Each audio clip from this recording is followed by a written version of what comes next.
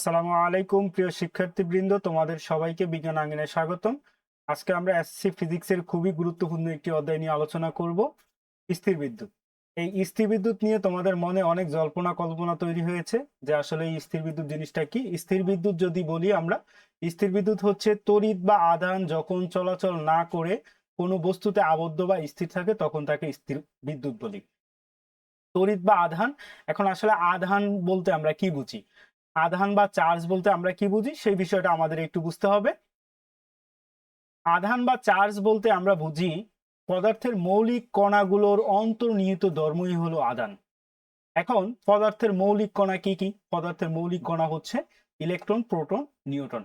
আমরা জানি যে ইলেকট্রনের যে বৈশিষ্ট্যগত যে ধর্মটা সেটা হচ্ছে ঋণাত্মক, এবং প্রোটনের যে ধর্মটা রয়েছে সেটা হচ্ছে ধনাত্মক। অর্থাৎ আমরা এই আধানকে দুই ভাগে ভাগ করতে পারি, একটি হচ্ছে ধনাত্মক আধান আর একটি হচ্ছে ঋণাত্মক আধান।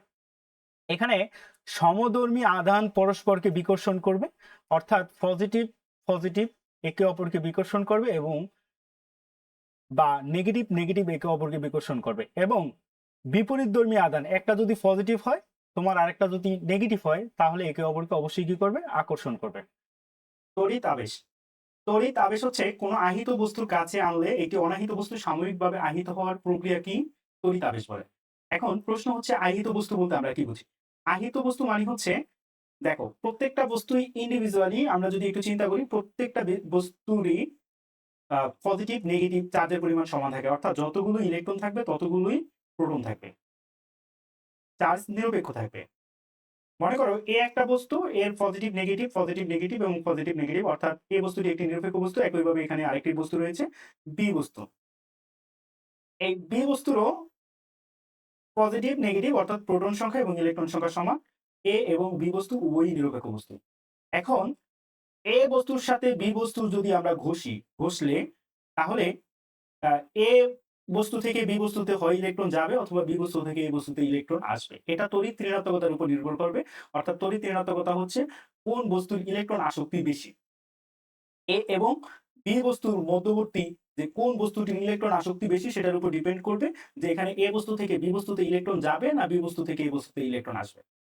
মনে করো এখানে এ বস্তু থেকে যদি বি বস্তুতে ইলেকট্রন যায় তাহলে স্বাভাবিকভাবেই এখানে এ বস্তুতে ধনাত্মক চার্জের পরিমাণ বেড়ে যাবে, এবং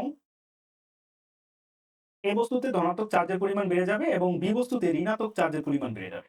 যেহেতু এ বস্তু থেকে ইলেকট্রন বি বস্তুতে এসেছে, এ বস্তু থেকে যেহেতু ইলেকট্রন বি বস্তুতে এসেছে, সুতরাং এ বস্তুতে ধনাত্মক চার্জের পরিমাণ বেড়ে যাবে এবং বি বস্তুতে ঋণাত্মক চার্জের পরিমাণ বেড়ে যাবে। এ বস্তুতে ধনাত্মক চার্জের পরিমাণ বেড়ে গেলে এখানে এ বস্তুটি ধনাত্মক চার্জে আহিত হবে এবং বি বস্তুটি ঋণাত্মক চার্জে আহিত হবে। অর্থাৎ বি বস্তুটি হবে,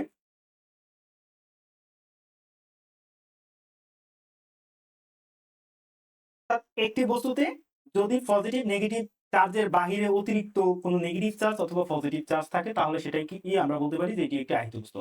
এখন কোনো আহিত বস্তুর কাছে আনলে একটি অনাহিত বস্তু সাময়িকভাবে আহিত হওয়ার প্রক্রিয়া কি তড়িৎ আহ, আবেশ বলে।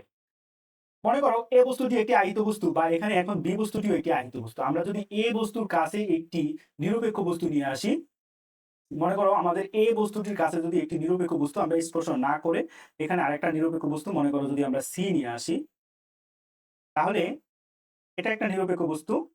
অর্থাৎ এখানে পজিটিভ নেগেটিভ চার্জের পরিমাণ সমান থাকবে, ধনাত্মক এবং ঋণাত্মক চার্জের পরিমাণ সমান থাকবে। তাহলে এই পজিটিভ চার্জকে বিকর্ষণ করবে এবং নেগেটিভ চার্জ নেগেটিভ চার্জকে বিকর্ষণ করবে, বা পজিটিভ চার্জ নেগেটিভ চার্জকে আকর্ষণ করবে। তাহলে পজিটিভ চার্জ যদি পজিটিভ চার্জকে বিকর্ষণ করে তাহলে কিরকম হবে? তাহলে সি বস্তুটি এ বস্তুটির কাছে নিয়ে আসলে অনেকটা দেখতে এরকম হবে। অর্থাৎ এখানে এটি একটি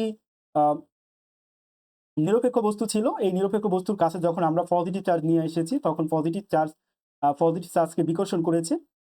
তোমরা চিত্রে দেখতে পাচ্ছ পজিটিভ চার্জকে বিকর্ষণ করার কারণে পজিটিভ চার্জগুলো অন্য প্রান্তে চলে গিয়েছে এবং নেগেটিভ চার্জগুলোকে আকর্ষণ করার কারণে নেগেটিভ চার্জগুলো এই ধনাত্মক চার্জের কাছাকাছি চলে এসেছে। আর এর কারণেই এখানে এই বস্তুটা সাময়িকভাবে, এই বস্তুটার কাছে যদি এখন ধনাত্মক একটি চার্জ নিয়ে আসি তাহলে এই বস্তুটা এই ধনাত্মক চার্জকে আকর্ষণ করবে। অর্থাৎ এই বস্তুটা সাময়িকভাবে আহিত হয়েছে বা ধনাত্মক বা ঋণাত্মক চার্জে চার্জিত হয়েছে। আর এইভাবে কোনো একটি অনাহিত বস্তুকে আহিত করার প্রক্রিয়াকে আমরা বৈদ্যুতিক আবেশ বলে থাকি। এরপরে আমরা আসি ঘর্ষণে স্থির বিদ্যুৎ তৈরি। ঘর্ষণে স্থির বিদ্যুৎ তৈরি। অর্থাৎ আমরা যে এতক্ষণ স্থির বিদ্যুৎ নিয়ে আলোচনা করলাম, এই স্থির বিদ্যুৎটা কিভাবে তৈরি হয় সেটা নিয়ে আমরা এখানে আলোচনা করব। যে দুটি বস্তু পরস্পরের সাথে ঘর্ষণ করলে, দেখো আমরা এখানে এ এবং বি বস্তু ঘষলে বা ঘর্ষণ করলে এই কথাটি আমরা উল্লেখ করেছি। অর্থাৎ দুটি বস্তুকে পরস্পরের সাথে ঘর্ষণ করলে একটি বস্তু থেকে অন্য বস্তুতে ইলেকট্রন স্থানান্তরিত হয়। হয় এখানে আমরা বলেছি এ বস্তু থেকে বি বস্তুতে ইলেকট্রন যাবে, অথবা বি বস্তু থেকে এ বস্তুতে ইলেকট্রন আসবে। যেমন এখানে উদাহরণস্বরূপ কাচ দণ্ডকে সিল্ক দিয়ে ঘষলে কাচ দণ্ড ধনাত্মক হয় এবং সিল্ক ঋণাত্মক হয়। কেন? কাচ দণ্ডকে যদি আমরা সিল্ক দিয়ে ঘষি তাহলে কাচ দণ্ড ধনাত্মক হবে এবং সিল্ক ঋণাত্মক হবে। অর্থাৎ সিল্কের ইলেকট্রন আসক্তি বেশি থাকার কারণে কাচ দণ্ড থেকে সিল্কে ইলেকট্রন যাবে। কাচ দণ্ড থেকে যদি সিল্কে ইলেকট্রন চলে যায় তাহলে এখানে সিল্ক ঋণাত্মক হয়ে যাবে এবং স্বাভাবিকভাবেই কাচ দণ্ড ধনাত্মক হয়ে যাবে। তোমাদের পাঠ্য বইয়ে চিত্রটা সুন্দরভাবে দেওয়া রয়েছে। ওকে, আমরা যদি পাঠ্য বইয়ের দিকে লক্ষ্য করি তাহলে এখানে আমরা দেখতে পাই যে এখানে এই যে সিল্কের কাপড়ের সাথে এখানে কাচদণ্ড ঘর্ষণের কারণে কিন্তু সিল্কের কাপড়টি ঋণাত্মক চার্জে চার্জিত হয়েছে এবং কাচদণ্ডটি ধনাত্মক চার্জে চার্জিত হয়েছে। অপরদিকে যদি আমরা একটি প্লাস্টিকের সাথে ফ্লানেল বা পশমি কাপড়ের ঘর্ষণের দিকে লক্ষ্য করি তাহলে আমরা দেখব এখানে প্লাস্টিকটা ঋণাত্মক চার্জে চার্জিত হয়েছে এবং ফ্লানেলটা ধনাত্মক চার্জে চার্জিত হয়েছে।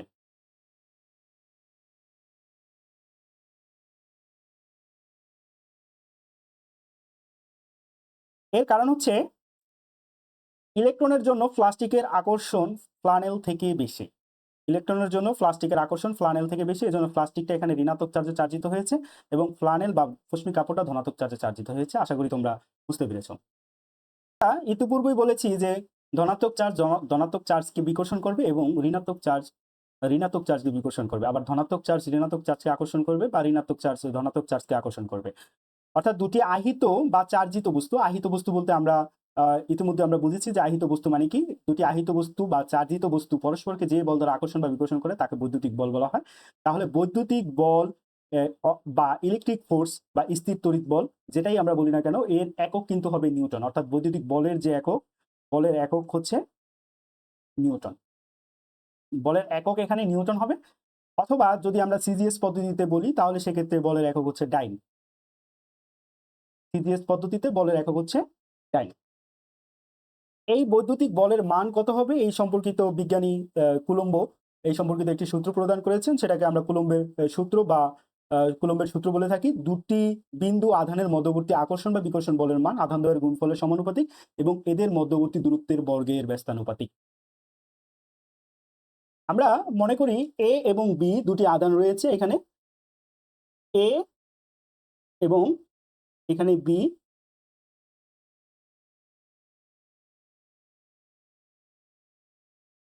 মনে করি এ বস্তুর এখানে আধান রয়েছে Q1 এবং বি বস্তুর এখানে আধান রয়েছে Q2 এবং এদের মধ্যবর্তী দূরত্ব হচ্ছে ডি দ্বারা যদি আমরা প্রকাশ করি, মধ্যবর্তী দূরত্ব ডি এবং আকর্ষণ বল হচ্ছে এফ।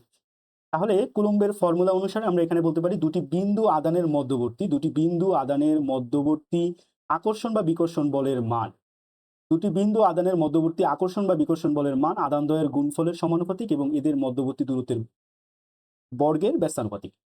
অর্থাৎ দুটি বিন্দু আদানের মধ্যবর্তী আকর্ষণ বা বিকর্ষণ বলের মান অর্থাৎ এফ এর মান হবে আদানদ্বয়ের গুণফলের সমানুপাতিক। আদানদ্বয় মানে হচ্ছে এখানে Q1 এবং Q2 গুণফলের সমানুপাতিক, অর্থাৎ Q1 Q2। আমরা আবার একটু লক্ষ্য করি, দুটি বিন্দু আদানের মধ্যবর্তী আকর্ষণ বা বিকর্ষণ বলের মান আদানদ্বয়ের গুণফলের সমানুপাতিক এবং এদের মধ্যবর্তী দূরত্বের বর্গের ব্যস্তানুপাতিক। দেখো এদের মধ্যবর্তী দূরত্ব হচ্ছে ডি এর বর্গ মানে হচ্ছে স্কোয়ার। তাহলে ডি স্কোয়ার ব্যস্তানুপাতিক, তাহলে ব্যস্তানুপাতিক হলে সেটাকে আমরা ভাগ করে দিব। সমানুপাতিক বললে উপরে লিখবো, ব্যস্তানুপাতিক বললে নিচে লিখবো। অর্থাৎ দুটি বিন্দু আদানের মধ্যবর্তী আকর্ষণ বা বিকর্ষণ বলের মান আদানদ্বয়ের গুণফলের সমানুপাতিক এবং এদের মধ্যবর্তী দূরত্বের বর্গের ব্যস্তানুপাতিক। এখন এখানে যদি আমরা সমানুপাতিক চিহ্ন উঠিয়ে ইকুয়াল সাইন ইউজ করি তাহলে আমরা জানি সমানুপাতিক চিহ্নের পরিবর্তে যদি আমরা ইকুয়াল সাইন ব্যবহার করি তাহলে অবশ্যই একটি সমানুপাতিক ধ্রুবক আনতে হবে। এখানে সমানুপাতিক ধ্রুবক হিসেবে আমরা কে নিয়ে আসলাম, কে হচ্ছে কুলম্বের ধ্রুবক। তাহলে কে Q1 Q2 divided D square, অর্থাৎ এফ ইজ ইকুয়াল আমরা লিখতে পারি কে Q1 Q2 divided D square. F হচ্ছে আদানদ্বয়ের মধ্যবর্তী বল, এফ হচ্ছে আদানদ্বয়ের মধ্যবর্তী বল, Q1 Q2 হচ্ছে আদানের পরিমাণ, ডি হচ্ছে আদানদ্বয়ের মধ্যবর্তী দূরত্ব এবং কুলম্বের ধ্রুবক হচ্ছে K is equal 9 × 10⁹ newton metre square per coulomb square. এখানে আরেকটি গুরুত্বপূর্ণ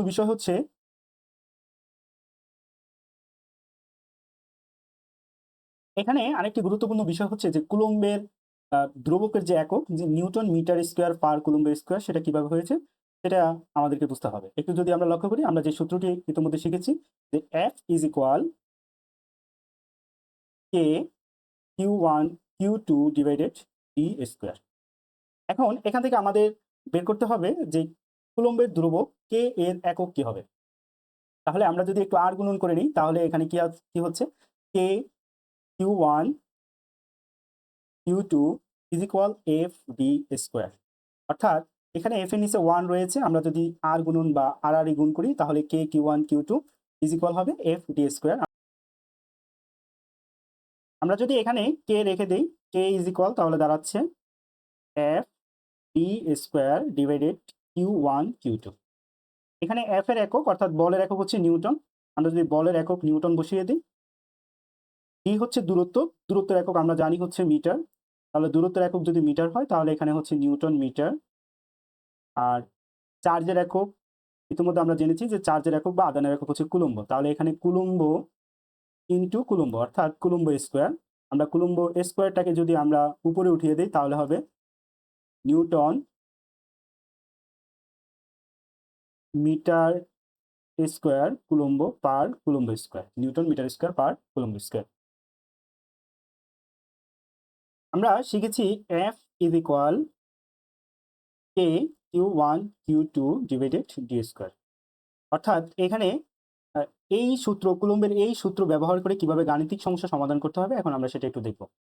এখানে একটি প্রশ্ন রয়েছে, আমরা যদি একটু লক্ষ্য করি শূন্য মাধ্যমে 5 মাইক্রো কুলম্ব, এখানে ইউর মতো যে চিহ্নটি রয়েছে এটাকে মিউ বলবো আমরা, মিউ এটি একটি গ্রিক লেটার মিউ, মিউ থাকলে এখানে আমরা মাইক্রো বলবো যে 5 মাইক্রো কুলম্ব এবং 10 মাইক্রো কুলম্ব মানের দুটি আদান পরস্পর থেকে 50 সেন্টিমিটার দূরত্বে অবস্থিত, এদের মধ্যকার বিকর্ষণ বলের মান কত এটা আমরা নির্ণয় করব। তাহলে শূন্য মাধ্যমে 5 মাইক্রো কুলম্ব এবং 10 মাইক্রো কুলম্ব, একটু লক্ষ্য করলে দেখবা যে এখানে এই 5 মাইক্রো কুলম্ব এই চার্জটিও ধনাত্মক চার্জ এবং 10 মাইক্রো কুলম্ব এই চার্জটিও ধনাত্মক চার্জ, অর্থাৎ এখানে 5 মাইক্রো কুলম্ব এবং 10 মাইক্রো কুলম্ব চার্জ দুটি একে অপরকে অবশ্যই বিকর্ষণ করবে এবং এই চার্জ দুটির মধ্যবর্তী দূরত্ব হচ্ছে 50 সেন্টিমিটার, এদের মধ্যকার বিকর্ষণ বলের মান কত এটা আমাদেরকে নির্ণয় করতে হবে।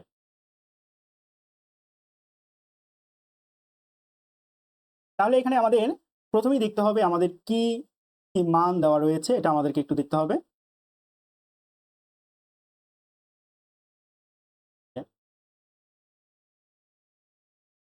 এখানে দেওয়া আছে দুটি চার্জের মান দেওয়া রয়েছে, অর্থাৎ আমরা চার্জকে কিউ দ্বারা প্রকাশ করে থাকি। Q1 is equal 5 micro coulomb এবং Q2 এর মান দেওয়া রয়েছে 10 মাইক্রো কুলম্ব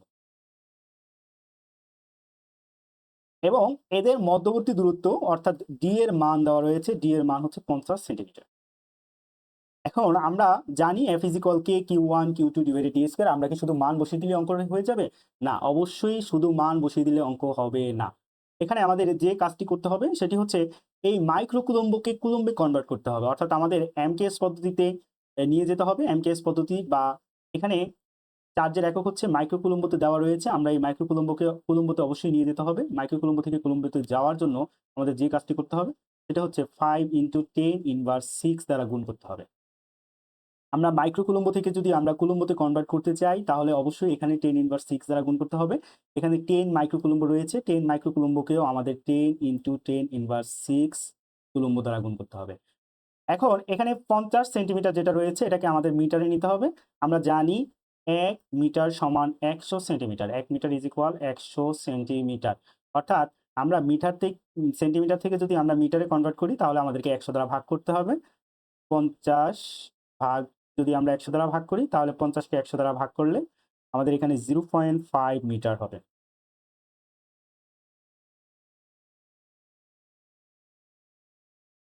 ওকে, এখন যদি আমরা সমীকরণটি বসিয়ে দিই বা সূত্রটি বসিয়ে দিই তাহলে আমাদের অঙ্কটি হয়ে যাবে। আমরা জানি F is equal K Q1 Q2 divided D square, অর্থাৎ এখানে কে এর মানটা নির্দিষ্ট, আমরা ইতিপূর্বে দেখেছি কে ইজ ইকুয়াল হচ্ছে 9 into 10 to the power 9 newton metre square per coulomb square. অর্থাৎ এই কে এর এককের দিকে লক্ষ্য করলে বুঝতে পারবে যে আমাদের এখানে Q1 এর একক কি হবে, Q2 এর একক কি হবে এবং ডি এর একক কি হবে। একটু লক্ষ্য করো, দেখো এখানে বলের একক নিউটন, অর্থাৎ আমাদের এখানে এফ এর যে মানটা আসবে তার একক অবশ্যই নিউটন হবে, এবং এখানে মিটারে অর্থাৎ দূরত্বের এককটা মিটারে দেওয়া রয়েছে এবং চার্জের এককটা কুলম্বে রয়েছে। এখানে মাইক্রো কুলম্ব আছে, তাই আমরা এটাকে কুলম্বতে নিয়ে কুলম্বতে কনভার্ট করে নিয়েছি। কুলম্বতে কনভার্ট করার জন্য মাইক্রো থাকলে অবশ্যই 10⁻6 দ্বারা গুণ করতে হবে, এবং 50 সেন্টিমিটার ছিল, এখানে 50 সেন্টিমিটারকে আমরা মিটারে নেওয়ার জন্য 100 দ্বারা ভাগ করেছি। 100 দ্বারা ভাগ করলে এখানে 0.5 মিটার আসবে। তাহলে আমরা যদি এখানে একটু লক্ষ্য করি, তাহলে কে এর মান হচ্ছে 9 ইন্টু 10⁻9 ইন্টু Q1 এর মান হচ্ছে 5 ইন্টু 10⁻6 ইন্টু Q2 এর মান হচ্ছে 10 into 10⁻6 divided D square. D এর মান হচ্ছে 0.5 স্কোয়ার। এটাকে যদি আমরা ক্যালকুলেশন করি,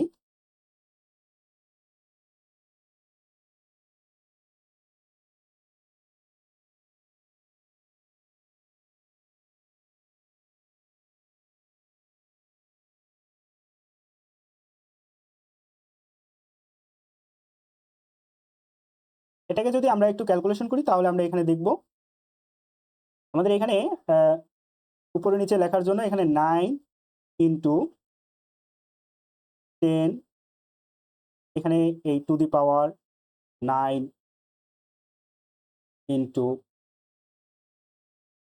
5 into 10 to the power -6 into 10 into 10 to the power -6, okay, divided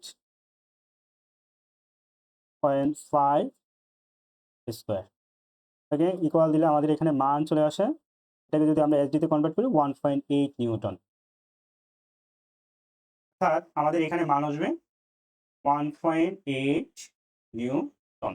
তাহলে এটাই হচ্ছে আমাদের কাঙ্ক্ষিত আনসার।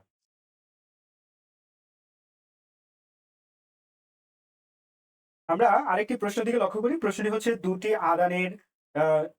দুটি নির্দিষ্ট আধানের মধ্যবর্তী বল হচ্ছে এখানে 40 নিউটন এবং আধান দুটির পরিমাণ অপরিবর্তিত রেখে তাদের মধ্যবর্তী দূরত্ব যদি দ্বিগুণ করা হয় তাহলে বর্তমান বলের মান কত হবে, এটা আমাদের নির্ণয় করতে হবে।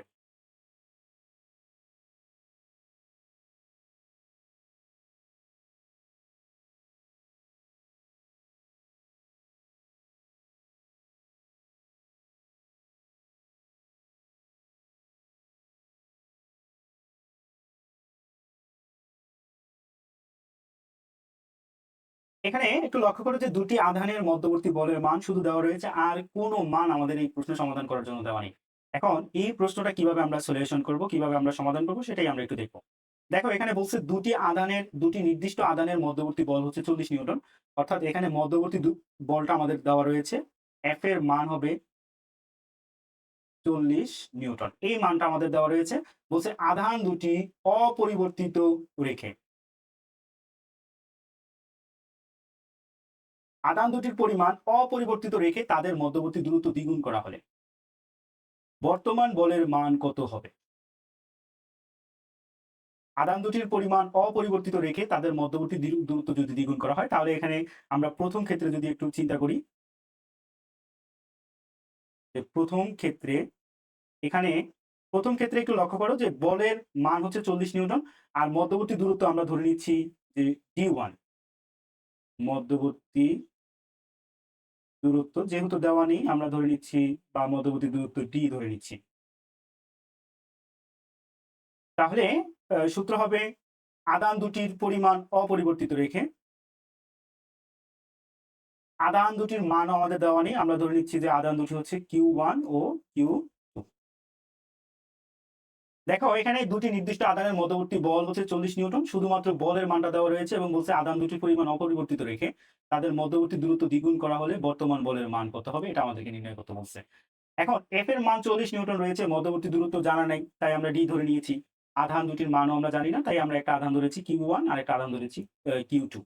তাহলে আমাদের কুলম্বের সূত্র অনুসারে আমরা লিখতে পারি F ইজ ইকুয়াল বা এটা প্রথম ক্ষেত্রে আমরা এটাকে F1 দ্বারাও ইন্ডিকেট করতে পারি, এটাকে আমরা D1 দ্বারা ইন্ডিকেট করতে পারি। তাহলে F1 ইজ ইকুয়াল আমরা লিখতে পারি K Q1 Q2 divided D1 square. তাহলে এখানে শুধু মান দেওয়া রয়েছে F1 এর, এজন্য আমরা আর মান বসালাম না, আমরা এটাকে ১ নং সমীকরণ দিয়ে লিখে নিলাম। দ্বিতীয় ক্ষেত্রে যদি আমরা একটু চিন্তা করি, তাহলে আমাদের প্রশ্নে বলেছে যে আদানদ্বয়ের মান অপরিবর্তিত রেখে আদান দুটির পরিমাণ অপরিবর্তিত থাকবে, অর্থাৎ Q1 Q2 পরিবর্তন হবে না, শুধুমাত্র দূরত্ব আগে যা ছিল এখনকার দূরত্ব হবে তার দ্বিগুণ। পূর্বে দূরত্ব ছিল D1, এখনকার দূরত্ব হবে, আমরা D2 দ্বারা যদি মার্ক করি বা D2 দ্বারা যদি আমরা প্রকাশ করি, তাহলে D2 হবে 2D1। কেন 2D1 হবে D2? যেহেতু বলেছে দূরত্ব পূর্বের তুলনায় দ্বিগুণ হবে, অর্থাৎ D2 ইজ ইকুয়াল হবে 2D1। এখানে Q1 ও Q2 থাকবে চার্জের পরিমাণ, যেহেতু বলছে চার্জ পরিবর্তন হবে না, আমাদের বের করতে হবে যে F2 ইজ ইকুয়াল হোয়াট। তাহলে আমরা যদি সূত্রটা এখানে ফর্মুলাটা বসিয়ে দিই, তাহলে F2 ইজ ইকুয়াল হবে K Q1 Q2 divided D2 square. তাহলে এটাকে আমরা 2 নং সমীকরণ হিসেবে কাউন্ট করলাম। এখন আমরা যদি 2 নং সমীকরণকে 1 নং সমীকরণ দ্বারা ভাগ করি, অর্থাৎ 2 নং সমীকরণকে 1 নং সমীকরণ দ্বারা ভাগ করলে এখানে আমরা পাবো F2 divided F1 equal K Q1 Q2 divided D2 square ভাগ K Q1 Q2 divided D1 square. এখানে শুধুমাত্র 2 নং সমীকরণ হবে D2 এবং 1 নং সমীকরণ হবে D1। চার্জের মান যেহেতু অপরিবর্তিত বলেছে, অর্থাৎ চার্জের মান পরিবর্তন হবে না। 1 নং সমীকরণের ক্ষেত্রে Q1 Q2 যা থাকবে, 2 নং সমীকরণের ক্ষেত্রে Q1 Q2 তাই থাকবে। F2 এর মান আমাদের এখানে ফাইন্ড আউট করতে হবে। F2 এর মান আমরা রেখে দিলাম F2। F1 এর মান আমরা জানি 40 Newton equal K Q1 Q2 divided D2। D2 is equal আমরা কি লিখতে পারি? আমরা D2 ইজ ইকুয়াল লিখতে পারি 2D1। আমরা এখানে D2 ইজ ইকুয়াল লিখতে পারি 2D1। তাহলে আমরা D2 এর পরিবর্তে লিখলাম 2D1 এর হোল স্কয়ার। ভাগের পরিবর্তে যদি আমরা গুণ চিহ্ন দিই,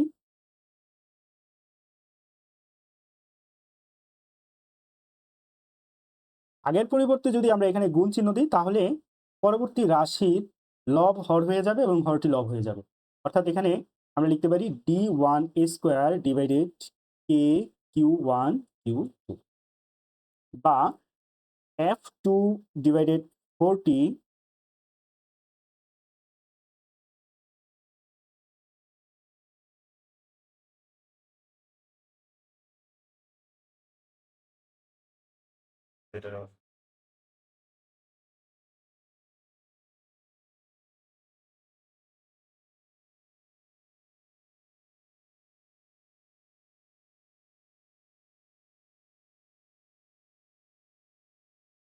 F2 ডিভাইডেড 40 ইজ ইকুয়াল, এখানে যদি আমরা K Q1 Q2 কেটে দেই, তাহলে এখানে থাকে উপরে D1 স্কয়ার, নিচে থাকে 2 এর উপরে স্কয়ার করলে এখানে 4 হবে, 4D1 স্কয়ার। তাহলে D1 স্কয়ার যদি আমরা কেটে দিই, তাহলে হবে F2 is equal 40 equal 1 divided, বা F2 ইজ ইকুয়াল 40 ডিভাইডেড 4, অর্থাৎ এখানে 4 10 40, F2 ইজ ইকুয়াল হবে 10 নিউটন। তাহলে প্রশ্নটির দিকে যদি আমরা একটু ভালোভাবে লক্ষ্য করি, তাহলে আমরা এখানে দেখতে পাবো দুটি নির্দিষ্ট আদানের মধ্যবর্তী দুটি নির্দিষ্ট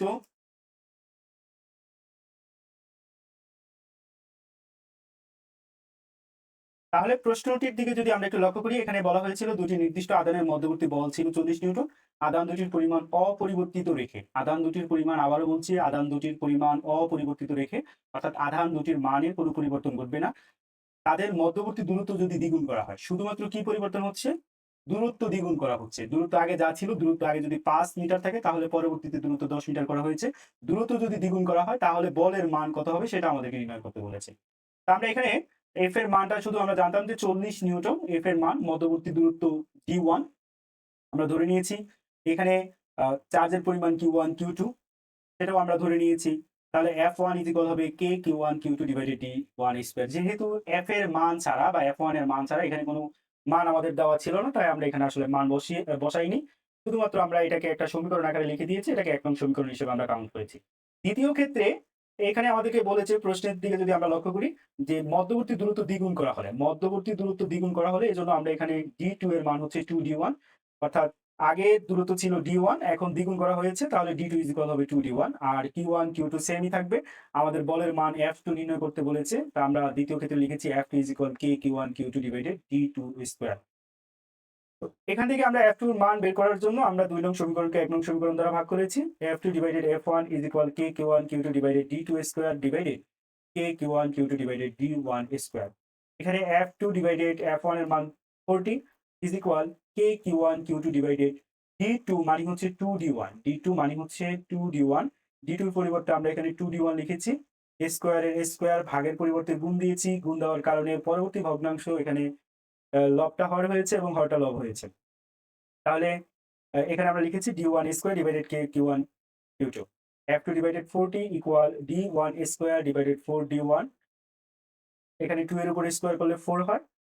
D1 স্কয়ার, অর্থাৎ এখানে D1 স্কয়ার আমরা কেটে দিয়েছি, অর্থাৎ D1 স্কয়ারকে D1 স্কয়ার দ্বারা ভাগ করলে 1 হবে, 1 ডিভাইডেড 4। এখানে আর গুণন করলে 4 F2 40, F2 40 divided 4, that means 10, অর্থাৎ F2 এর মান হচ্ছে 10 নিউটন। আমরা পরবর্তী সমস্যা দিকে লক্ষ্য করি। আশা করি তোমরা এই প্রশ্নটি বুঝতে পেরেছো কিভাবে সমাধান করতে হবে। এই ধরনের প্রশ্ন কিন্তু পরীক্ষায় আসবে। ম্যাক্সিমাম স্টুডেন্টই এই প্রশ্ন সমাধান করতে পারবে না। তোমাদের সাথে maximum student, most of the student, they won't be able to solve this question। তারা কিন্তু এই সমস্যার সমাধান করতে পারবে না। তো তোমরা যারা শিখেছো, তোমাদের ফ্রেন্ড সার্কেল যারা রয়েছে তাদেরকে অবশ্যই এই প্রশ্নটি কিভাবে সমাধান করতে হবে সেটা তোমরা শিখিয়ে দিবে। এই প্রশ্নটির দিকে লক্ষ্য করা যাক। এখানে বলা হয়েছে 4 মাইক্রোকুলম্ব এবং 9 মাইক্রোকুলম্ব এর দুটি ধনাত্মক আধান পরস্পর থেকে 1 মিটার দূরে অবস্থিত। আধান দুটির সংযোগকারী সরলরেখার কোন বিন্দুতে একটি তৃতীয় আধান স্থাপন করলে তা কোনো বল অনুভব করবে না। তাহলে আমরা এখানে ধরে নিচ্ছি যে 4 মাইক্রোকুলম্ব এটি হচ্ছে Q1 চার্জ এবং 9 মাইক্রোকুলম্ব এটিকে আমরা ধরে নিচ্ছি যে এটি হচ্ছে Q2 চার্জ। অর্থাৎ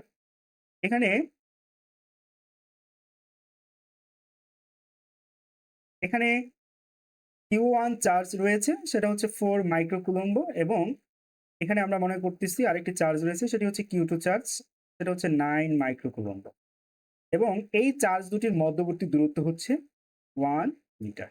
এখন আমাকে বলা হয়েছে আধান দুটির সংযোগকারী সরলরেখার, অর্থাৎ আধান দুটির এই যে সংযোগকারী সরলরেখা রয়েছে, এই সরলরেখার কোন বিন্দুতে একটি তৃতীয় আধান যদি আমরা স্থাপন করি তাহলে তা কোনো বল অনুভব করবে না, অর্থাৎ লব্ধি বলের মান শূন্য হবে।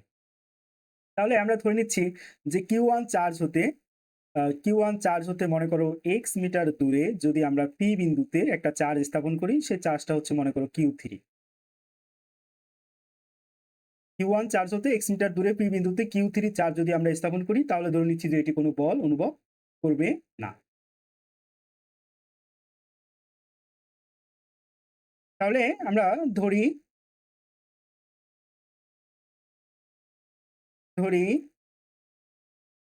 Q1 চার্জ হতে x মিটার দূরে P বিন্দুতে Q3 চার্জ স্থাপন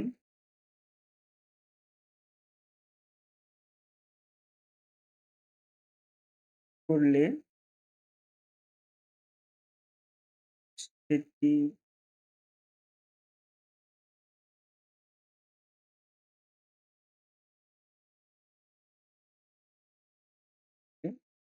ওকে, আমরা ধরে নিচ্ছি Q1 চার্জ হতে x মিটার দূরে P বিন্দুতে Q3 চার্জ স্থাপন করলে সেটি কোনো বল অনুভব করবে না। তাহলে এখানে দেখো প্রথমে আমরা Q1 বল অনুভব করবে না বা লব্ধি বলের মান শূন্য হবে, অর্থাৎ Q1 এবং Q3 মধ্যবর্তী বলের মান যা হবে এবং Q3 ও Q2 মধ্যবর্তী বলের মান তাই হবে। লব্ধি বল কখন শূন্য হবে? যদি Q1 এবং Q3 বলের মান যা হয় এবং Q3 ও Q2 মধ্যবর্তী আকর্ষণ বা বিকর্ষণ বলের মান যদি তাই হয়, তাহলেই শুধুমাত্র এই Q3 অর্থাৎ P বিন্দুতে যে চার্জটি আমরা স্থাপন করেছি Q3 সেটি কোনো বল অনুভব করবে না। তাহলে Q1 ও Q3 এর মধ্যবর্তী বল Q1 ও Q3 এর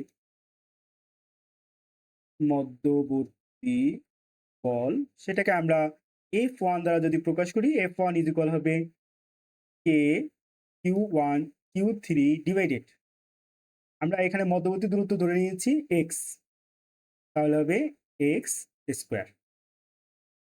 এটাকে আমরা ১ নং সমীকরণ দিয়ে রাখলাম এবং একইভাবে Q2 ও Q3 এর মধ্যবর্তী বল হবে Q2 ও Q3 এর মধ্যবর্তী বল হবে F2 ইজ ইকুয়াল K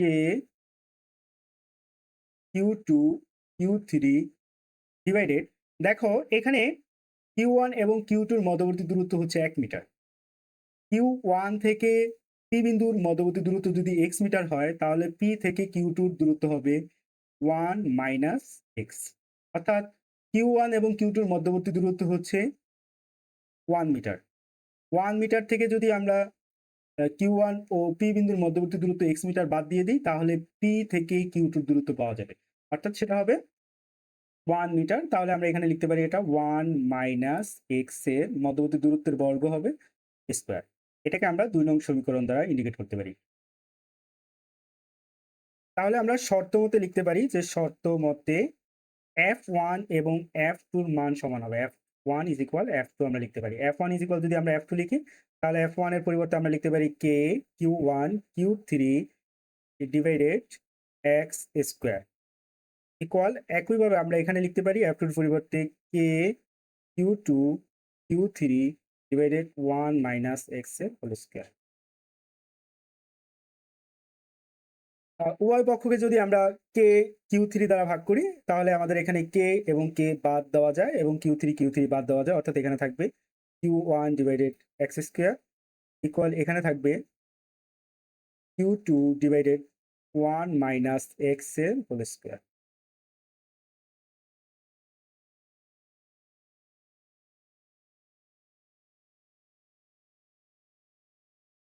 তাহলে এখানে যেগুলো দ্বিঘাত রয়েছে সেগুলোকে যদি আমরা পক্ষান্তর করে একপাশে নিয়ে আসি বা এটাকে একান্তরকরণ করতে পারি আমরা, অর্থাৎ এখানে বাম পাশে যে লবটা রয়েছে সেটা আমরা যদি পক্ষান্তর করি সেটা হর হয়ে যাবে এবং ডান পাশের যে হরটা রয়েছে সেটাকে যদি আমরা পক্ষান্তর করে এই পাশে নিয়ে আসি তাহলে সেটা লব হয়ে যাবে, অর্থাৎ এখানে আমরা লিখতে পারি 1 মাইনাস x এর whole square divided x square equal Q2 divided Q1।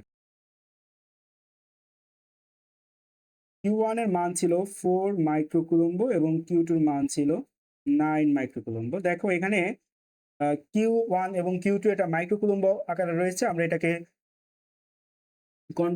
কুলম্বতে convert করব না। কেন কনভার্ট করব না? দেখো এখানে Q2 এবং Q1 অনুপাত আকারে আছে, অর্থাৎ Q2 এর মান যদি আমরা 9 মাইক্রোকুলম্ব বসাই এবং Q1 এর মান যদি আমরা 4 মাইক্রোকুলম্ব বসাই, তাহলে মাইক্রোকুলম্ব কাটা যাবে, অর্থাৎ মাইক্রোকুলম্ব আমরা এখানে বাদ দিয়ে দিতে পারবো। তাই আমরা এখানে লিখতে পারি Q2 এর পরিবর্তে 9 মাইক্রোকুলম্ব আর নিচে Q1 এর পরিবর্তে লিখতে পারি 4 মাইক্রোকুলম্ব। এখানে উপরের মাইক্রোকুলম্ব এবং নিচে যে মাইক্রোকুলম্ব এটাকে আমরা বাদ দিয়ে দিতে পারি, বা মাইক্রোকুলম্ব কাটা। তাহলে এখানে থাকে 1 মাইনাস x এর whole square divided x square.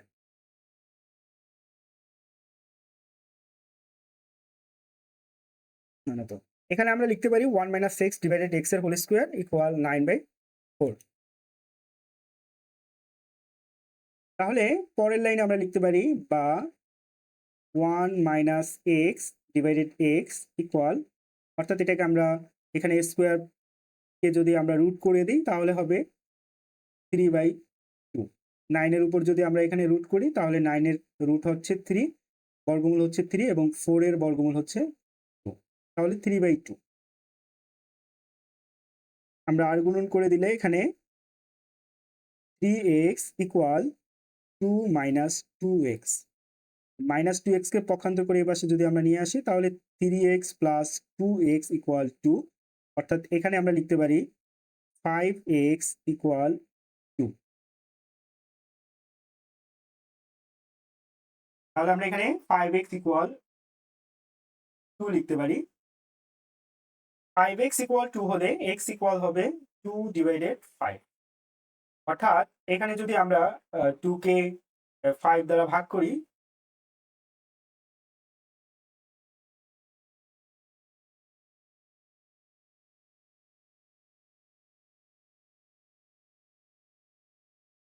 এখানে যদি আমরা 2 কে 5 দ্বারা ভাগ করি, ওকে, 2 ডিভাইডেড 5 ইকুয়াল হচ্ছে, এটাকে আমরা এসডি তে কনভার্ট করলে 0.4 আসবে এখানে, অর্থাৎ 0.4 মিটার। এই হচ্ছে আমাদের অ্যান্সার। আমরা প্রশ্নটা লক্ষ্য করি, এখানে বলা হয়েছিল 4 মাইক্রোকুলম্ব এবং 9 মাইক্রোকুলম্বের দুটি ধনাত্মক আধান পরস্পর থেকে 1 মিটার দূরে অবস্থিত। আধান দুটির সংযোগকারী সরলরেখার কোনো বিন্দুতে একটি তৃতীয় আধান স্থাপন করলে তা কোনো বল অনুভব করবে না বা লব্ধি বল শূন্য হবে।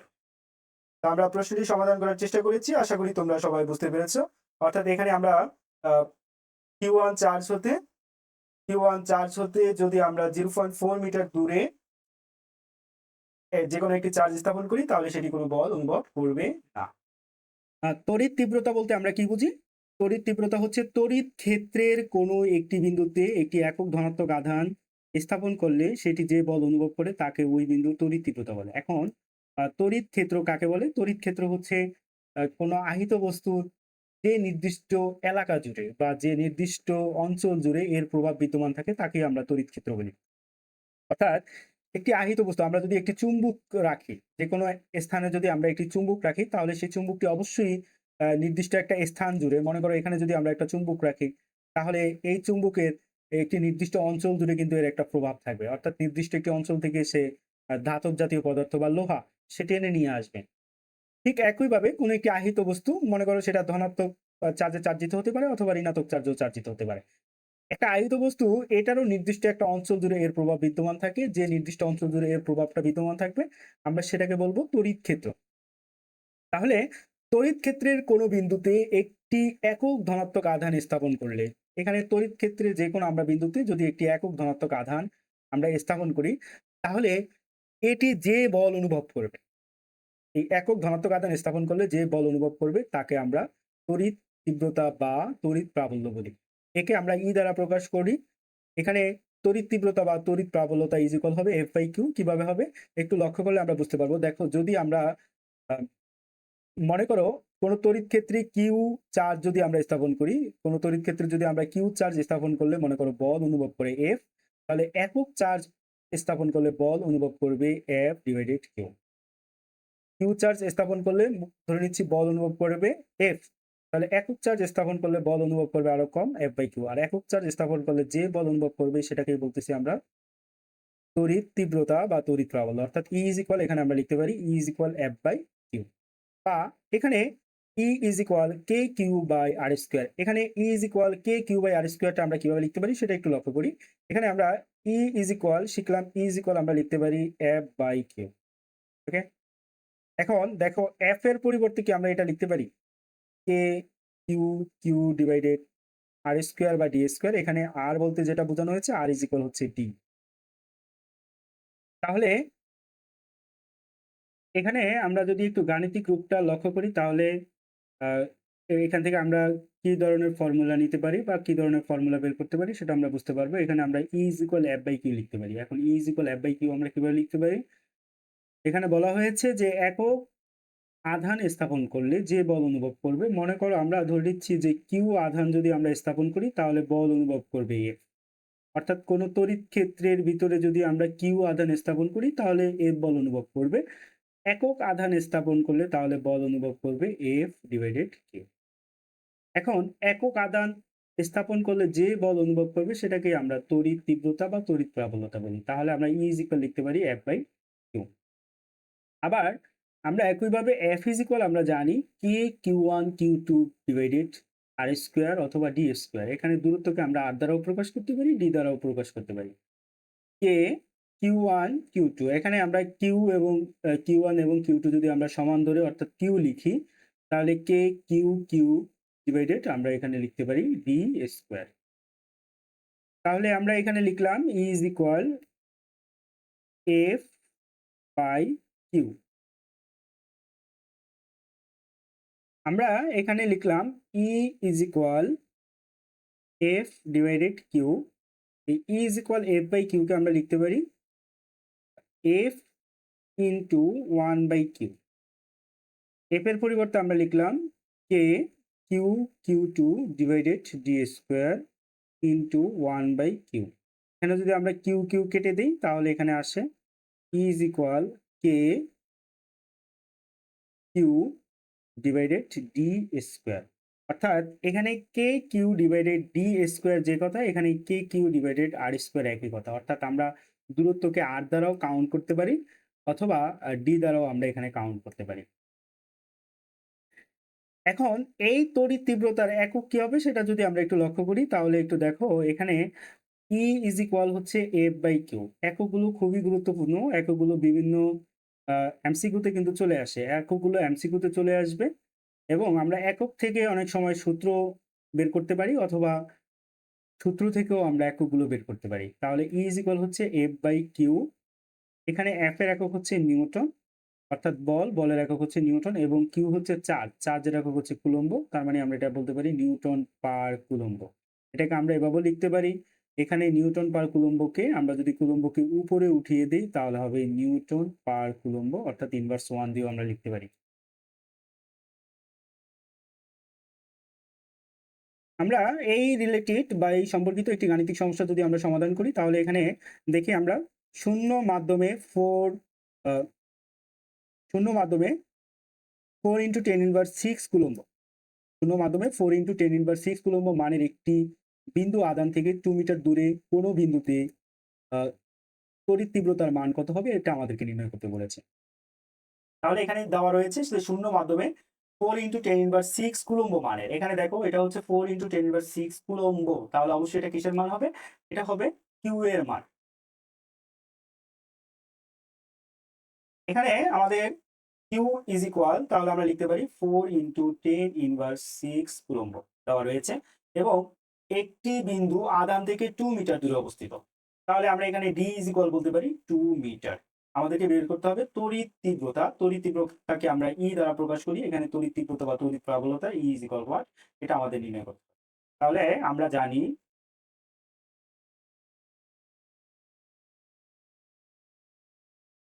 তাহলে এখানে আমরা লিখতে পারি E is equal K Q divided D square. এখানে কে এর মান আমরা নির্দিষ্ট জানি, কে হচ্ছে কুলম্বের ধ্রুবক 9 ইন্টু 10⁹ newton metre square per coulomb square. এটা হচ্ছে আমাদের কে এর মান। এখানে যদি আমরা একটু মান বসিয়ে দিই তাহলে আমরা অ্যান্সার চলে আসবে, উত্তরটি পেয়ে যাব 9 ইন্টু 10⁻9 ইন্টু কিউর মান হচ্ছে 4 ইন্টু 10⁻6 ডিভাইডেড ডি এর মান হচ্ছে 2 স্কোয়ার। তাহলে এটাকে যদি আমরা একটু ক্যালকুলেশন করি তাহলে আমরা এটার অ্যান্সার পেয়ে যাব 9 ইন্টু 10⁹9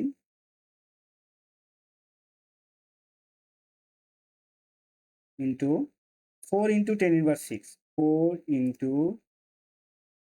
10⁻⁻6, এখানে ডিভাইডেড হচ্ছে 2 স্কোয়ার। ওকে, ইকুয়াল দিলে আমাদের এখানে মান চলে আসছে 9000। তার মানে ই এর মান হচ্ছে এখানে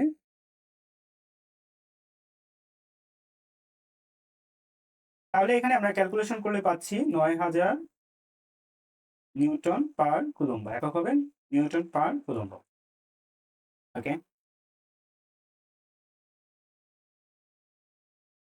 আমরা পরবর্তী প্রশ্নের দিকে যদি লক্ষ্য করি তাহলে এখানে বলা হয়েছে 5 ইন্টু 10⁻4 নিউটন পার কুলম্ব মানের একটি সুষম তড়িৎ ক্ষেত্র।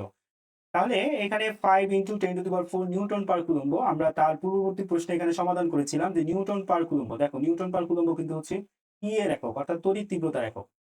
তাহলে এখানে আমাদের যে মান দেওয়া রয়েছে, এখানে 5 × 10⁴ নিউটন পার কুলম্ব যে মানটা দেওয়া রয়েছে এটা হচ্ছে ই এর মান।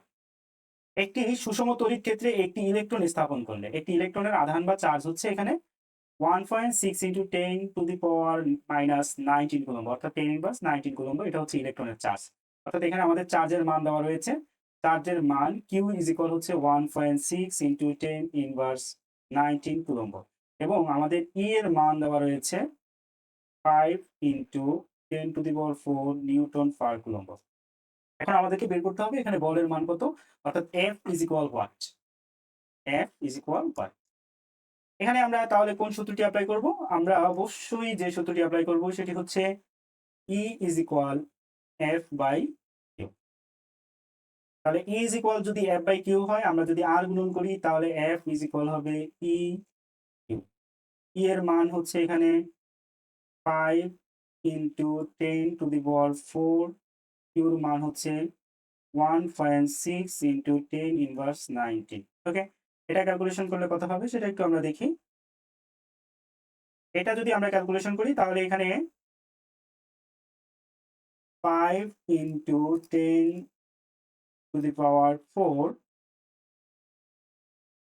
into 1.6 into 10⁻⁻19.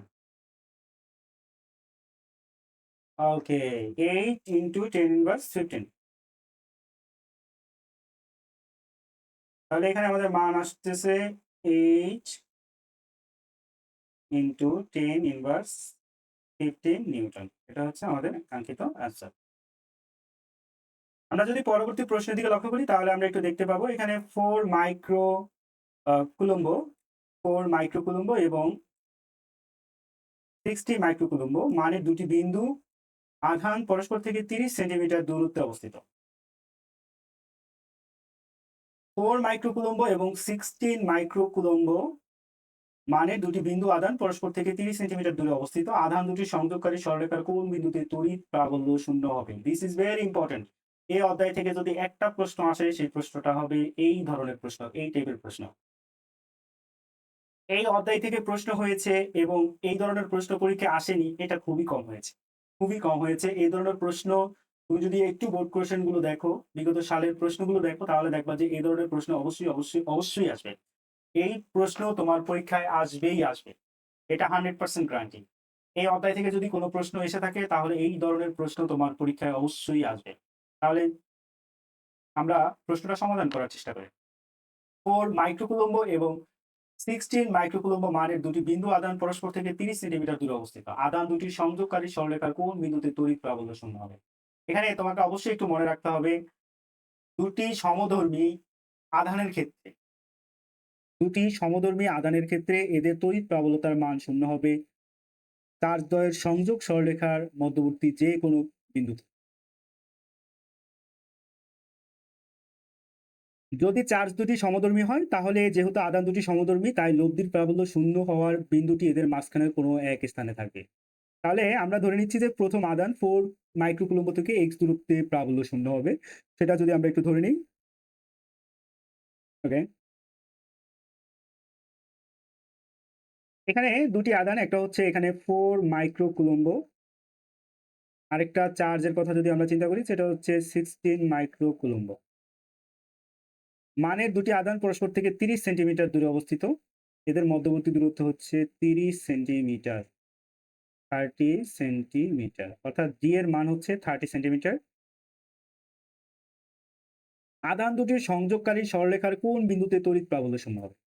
যেহেতু আধান দুটি সমধর্মী এবং উভয়ই ধনাত্মক তাই এদের তড়িৎ প্রাবল্যতার মান শূন্য হবে সংযোগ সরলরেখার মধ্যবর্তী যে কোনো স্থানে। তাহলে আমরা ধরে নিচ্ছি, মনে করো এটা হচ্ছে Q1, এটা হচ্ছে Q2, তাহলে আমরা ধরে নিচ্ছি যে Q1 চার্জ হতে x মিটার দূরে P বিন্দুতে তড়িৎ প্রাবল্যতার মান শূন্য হবে।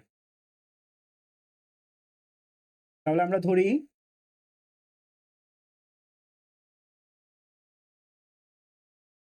Q1 চার্জ হতে x মিটার দূরে P বিন্দুতে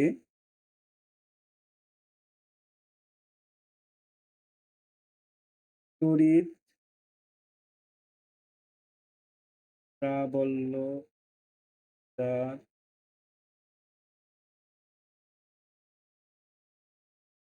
ওকে, তাহলে আমরা ধরে নিচ্ছি Q1 চার্জ হতে x মিটার দূরে পি বিন্দুতে তড়িৎ প্রবলতার মান 0 হবে। তাহলে আমরা লিখতে পারি পি বিন্দুতে Q1 চার্জের তড়িৎ প্রাবল্যতা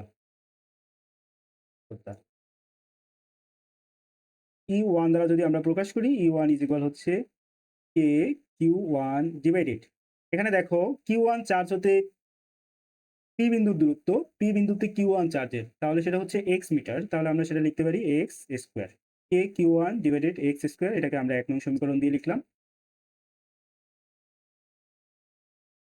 একইভাবে আমরা যদি লিখি পি বিন্দুতে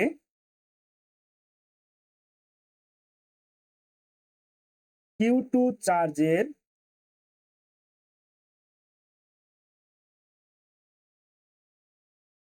তড়িৎ প্রাবল্যতা,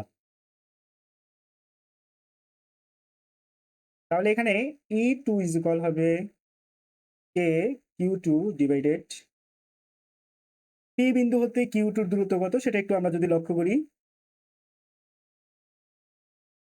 পি বিন্দু হতে Q2 এর দূরত্ব হবে, একটু লক্ষ্য করে ভালোভাবে, এখানে Q1 হতে পি বিন্দুর দূরত্ব যদি হয় তোমার x, তাহলে Q2 হতে পি বিন্দুর দূরত্ব হবে 30 minus x।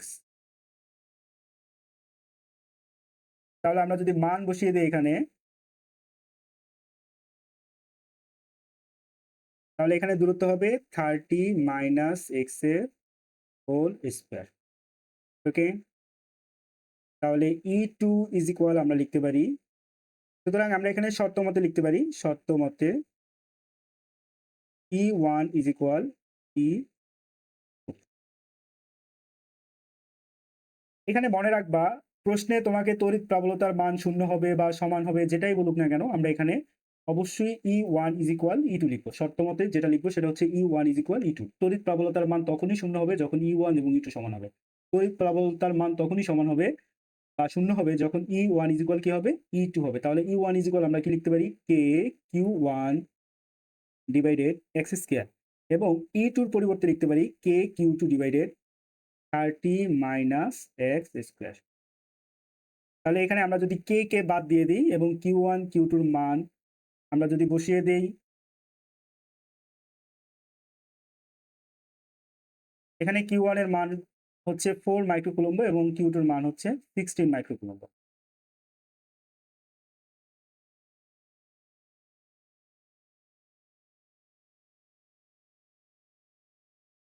4 divided x square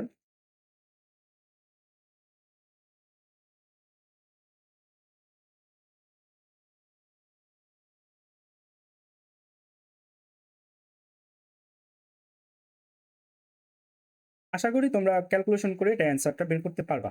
ধন্যবাদ সবাইকে।